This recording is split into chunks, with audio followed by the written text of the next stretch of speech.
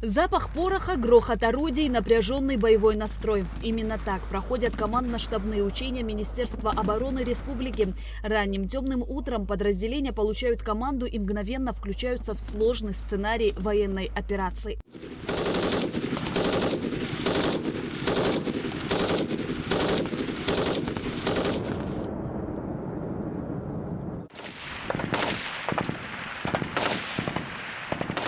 Темное время суток выбрано не случайно. Ночные действия требуют особой подготовки и повышенного мастерства.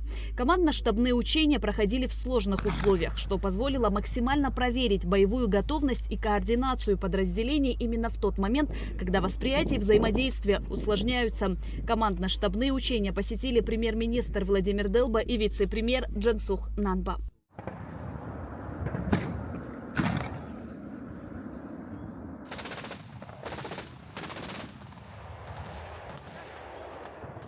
В рамках масштабных командно-штабных учений военные отрабатывают практические навыки, проверяют готовность к действиям в быстро меняющейся обстановке и слаженность работы в единой системе управления. Эти мероприятия направлены на совершенствование управления войсками, повышение их способности эффективно решать задачи по предназначению.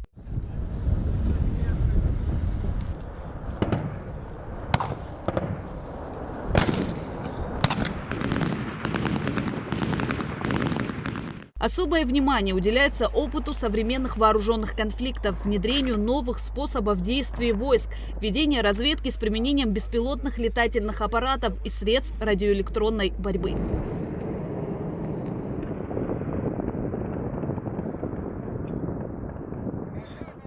Практические действия войск были организованы с плавным переходом от ночного к дневному времени, что позволило отработать навыки боевого взаимодействия в разных условиях освещенности и повысить общую мобильность и адаптивность подразделений.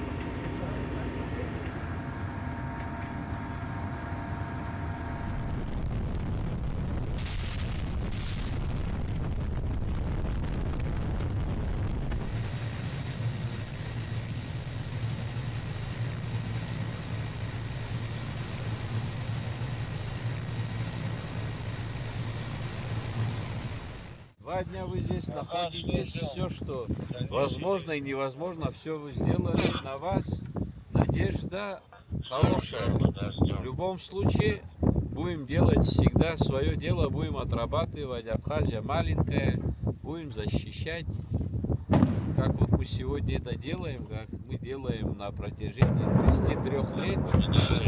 На рубежах нашей Родины такие молодые ребята, как вы, находятся. Молодцы. Поздравляю вас всех, все отработали. Военная практика – важнейший элемент повышения боеспособности. Проведение учений решает сразу несколько задач. Ведь именно в полевых условиях войска в целом и каждый солдат в отдельности может проявить себя по максимуму. Все поставленные задачи были выполнены.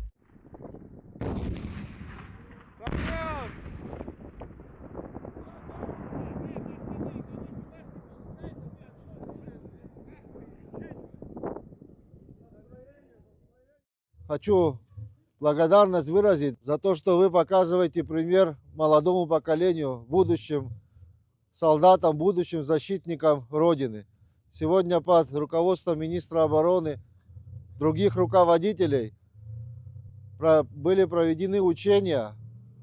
О самих результатах, наверное, еще рано говорить, но уже предварительно можно сказать, что достаточно высоко давали оценку в ходе проведения этих мероприятий. Поэтому еще раз поздравляю. Боевой дух, который у вас есть, я убежден, что он останется навсегда вместе с вами. Ровно так же, как вы его несли во время войны, освобождая Родину. На завершающем этапе на двух площадках, на двух полигонах были проведены боевые действия. В основном использовалось выбрано